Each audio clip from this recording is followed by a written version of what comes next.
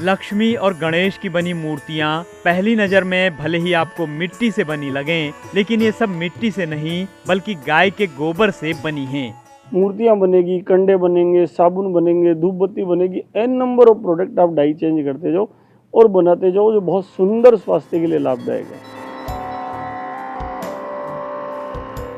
इन्हें बनाया जा रहा है जयपुर के वैशाली नगर स्थित गौ सेंटर पर, जहां गाय बनाए करोड़पति मल्टी चैम्बर संयंत्र से गोबर की सहायता से देव प्रतिमाओं के साथ साथ अन्य चीजें भी बनाई जा रही हैं।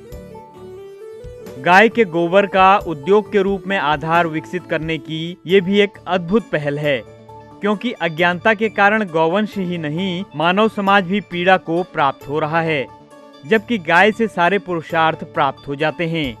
गाय दूध दे चाहे नहीं दे, अगर गोबर का भी सदुपयोग हो गया, गोमूत्र का सदुपयोग हो गया, तो एक गाय से 5,000 रुपया प्रतिदिन की कमाई हो सकती है, बशर्ते वो भारत की गाय हो। वहीं प्रधानमंत्री नरेंद्र मोदी ने भी इको फ्रेंडली प्रतिमाओं के निर्माण का आह्वान किया था, जिसके बाद गौसेवक मिलकर इस पहल को दिशा दे रहे हैं और गाय के गोबर से बड़े पैमाने पर गणेश जी की मूर्ति के साथ लक्ष्मी जी की मूर्ति का निर्माण एक अभियान के तौर पर शुरू किया है।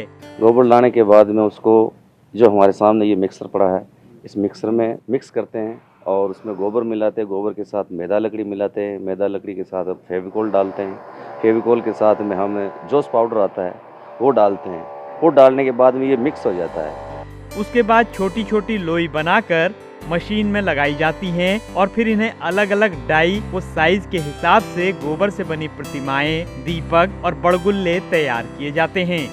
अगर दीपक की डाई है तो 1 मिनट के अंदर कम से कम 60 दीपक बन जाते हैं। ये जब भी प्रेस करते हैं तो 60 दीपक बन जाते हैं। अगर लक्ष्मी गणेश की डाई है तो 1 मिनट में कम से कम 10 से मूर्तियाँ तैयार हो जाती हैं। आधे 1 घंटे बाद फिर उसकी कटाई करके फिर उसको छंटाई करते हैं, फिर उसको सीधा रखते हैं, प्लेटफॉर्म पर रखते हैं, क्योंकि ऐसे तो उसमें मोड़ भी आ सकता है। फिर रंग बिरंगे रंगों से उन पर कलर कर आखिर में पैकिंग कर दी जाती है। पैक करने के बाद वो एक जैसे दान पात्र हो या अपने घर में रखना हो या अपने पूजा घर में रखना हो, उस हिसाब से वो काम ना है। दरअसल गाय के नाम पर राजस्थान में भी अनेकों गौशालाएं चल रही हैं। अगर इस तरह की मशीन हर गौशाला में लगाई जाए तो गौशालाएं भी आत्मनिर्भर बन जाएंगी। सेल्फ डिपेंड नहीं होगी गौशाला, तब तक ये प्रैक्टिकल में सक्सेस नहीं होगी। तो इस मशीनों से, यदि गौशाला में ऐसी मशीनें लगेगी और गोबर का सदुपयोग होगा तो गौशाला सबल बनेगी, गौशालाओं की आर्थिक स्थिति सुधरेगी, उससे सरकारों को अनुदान कम देना पड़ेगा। और सबसे बड़ी बात है, यदि गायें बाहर में खुली नहीं रहेगी सड़कों पे तो एक्सीडेंट कम हो जाएंगे। लोग गाय को तभी बाहर छोड़ते हैं जब वो काम की नहीं रहती। हकीकत यही है कि बेसहारा गायों को सहारा दे रही यह पहल न केवल गोबर का सही उपयोग करवा रही है, बल्कि गायों की रक्षा के साथ साथ गौशालाओं को भी आत्मनिर्भर बना रही है। इससे दूध नहीं देने वाली गाय की अहमियत बढ़ेगी। इसके लिए उनका लक्ष्य है कि जयपुर शहर के 50,000 घरों में गोबर के लक्ष्मी गणेश स्थापित हों। इसके लिए सरकार के स्तर पर भी ऐसी पहल होनी आवश्यक है जिससे सरकारी खजाने में भी वृद्धि होगी।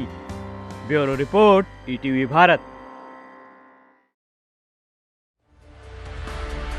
2400 घंटे लगातार खबरें देखने के लिए डाउनलोड करें ईटीवी भारत ऐप।